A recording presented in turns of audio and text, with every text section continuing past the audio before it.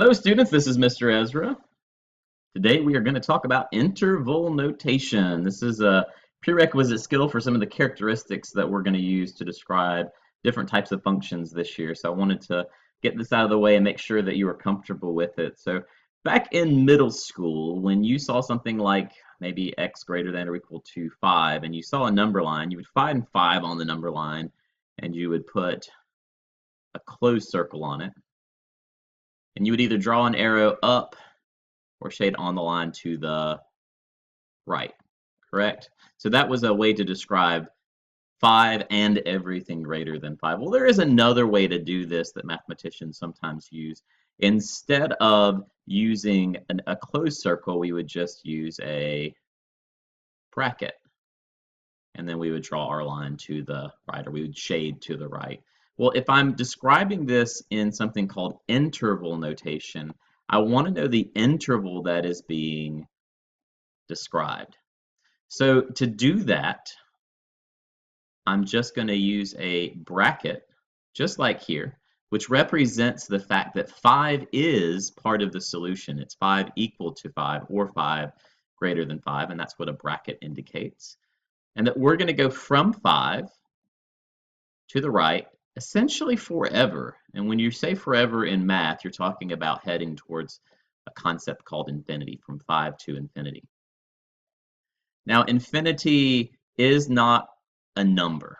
It's not something that is actually included in the interval because it's not a number. It's just like we're going to keep going and getting closer and closer and closer to it. So because of that, excuse me, because of that, whenever you write infinity, you're always going to use a parentheses. And you can see that this notation is pretty compact and easy once you get used to it, that we're just saying an interval from 5 to infinity.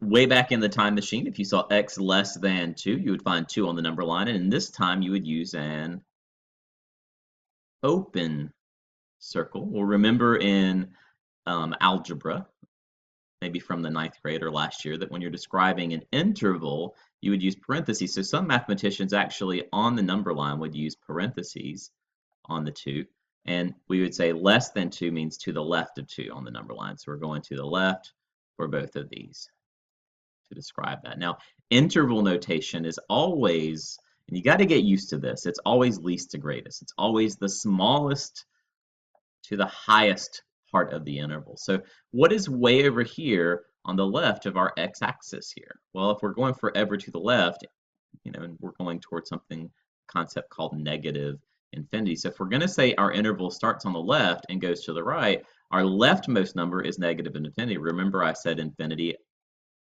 gets parentheses. And this time, since the 2 is not included, it's everything less than 2, but it's not 2.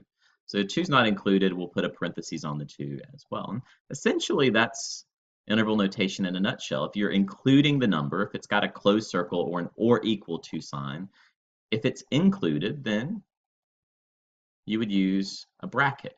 If it's not included or it's infinity, then you would use parentheses.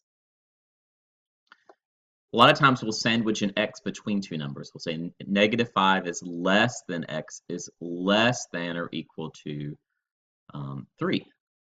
Well, what this means is essentially that x is sandwiched between these two numbers. It's any value that is bigger than negative 5 but less than or equal to 3.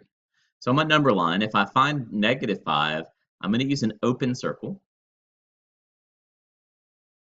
But for 3, since it's less than or equal to 3 on the number line, I will use a closed circle. And remember, this is what's in between negative 5 and 3, so we would shade that middle part right there. With our new notation, we'd use a parentheses here because it's not included. But at the 3, we would use a bracket. And that's what we do in actual interval notation. Instead of writing out a graph, we're going to put parentheses negative 5, comma, 3, bracket. And that describes the interval from negative 5 to 3. Every number from negative 5 to 3 on the number line, all the integers and all the in-between parts. And it also includes 3, but it does not include negative 5. Negative 5 is not actually a solution. It's not part of it, but it's like the starting point of it. Let's look at one more. It's called an OR statement. So here we have x is less than or equal to 1/6 or greater than or equal to 5/6. Well, you'll notice that I've got 1, 2, 3, 4, 5, 6. I've already got 6 sections here. So 1/6 is going to be right here. And because it's less than or equal to on 1/6, that's 1/6 right there. I'll shade to the left. Or could be greater than or equal to 5/6. So let's go 1, 2, 3, 4, 5. Here's 5/6. And that's going to be an open circle. Well, the other way to do this on the number line is instead of a closed circle, we would use a bracket. And instead of an open circle, we'd use a parentheses, all right? So in interval notation, this is going to be a little bit different, okay? Essentially what's happening here is our first interval is from negative infinity to 1/6, right? So that's what I'm going to do, parentheses, negative infinity to 1/6. So that's a bracket for the 1/6. And over here, I've got a parentheses starting at 5/6. And I'm going to the right forever towards positive infinity. Remember, infinity always gets a parenthesis. So how do I put these two together?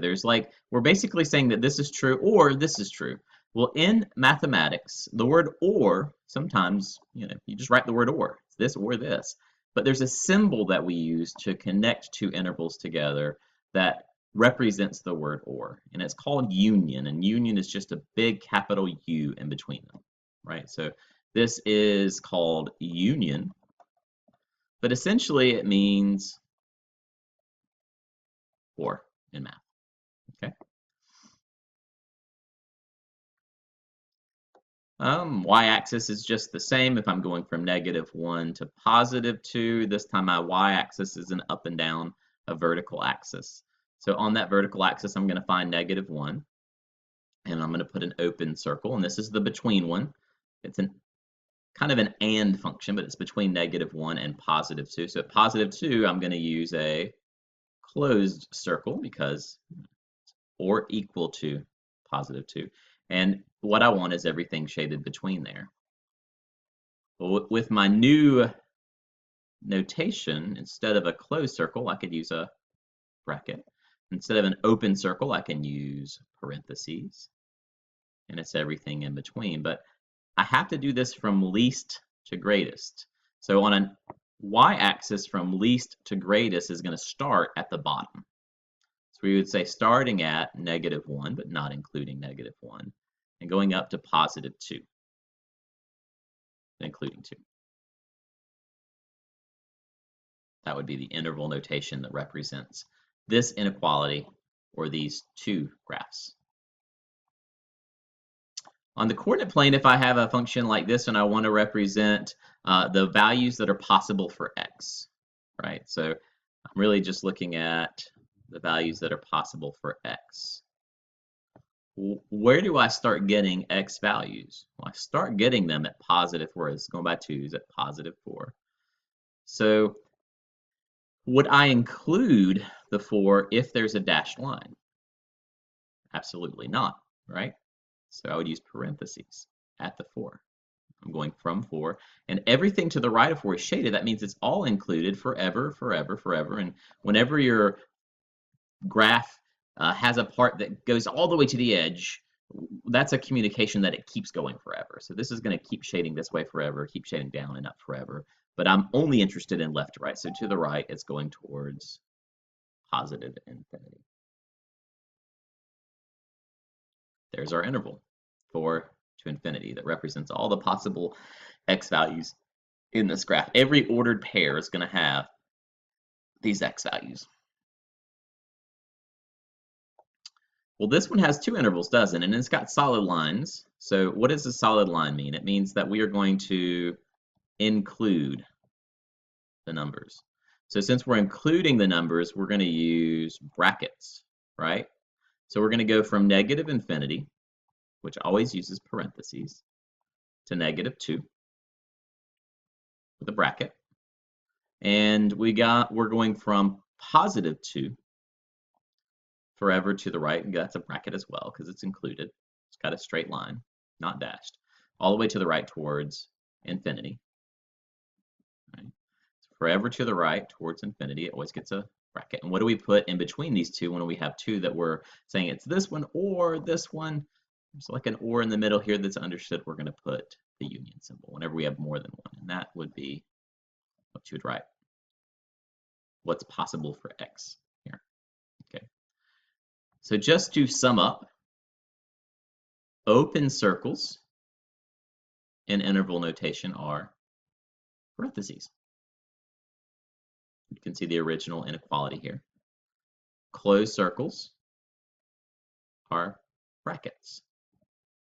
Open circles are parentheses. You can see that follows down if you want to check these out as some examples of different intervals. These are all the in-between intervals, right? So between 6 and 8. Notice that it's always less than, or less than equal to, less than. You'll never see a greater than in these types of inequalities. Well, that's it for today. We'll see you in class.